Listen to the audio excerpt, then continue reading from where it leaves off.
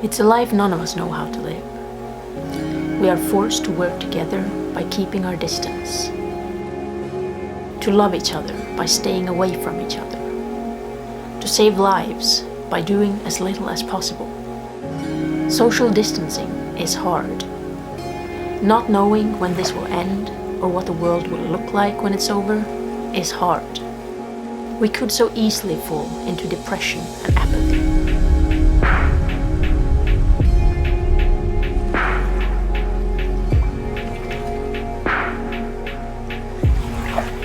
Instead, we chose adventure, the only way possible right now, through exploring locally.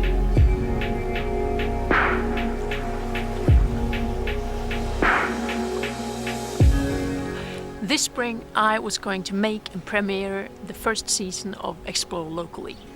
It was going to be my first YouTube series, and it was going to be all adventure videos from the Nordic countries. Family adventures, that is. That was my plan. And then everything changed with COVID-19.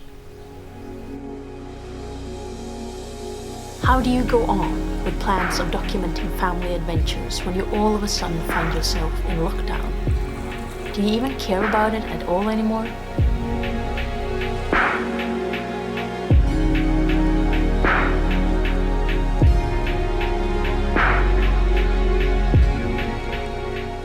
The family adventures, spending time outside and exploring, has become even more important to us once the lockdown hit us. It has become the key ingredient for us to keep some sense of normality in this situation. And it has helped us cope with the uncertainty of the situation. For me personally, documenting it all has helped see that my family and we are just fine.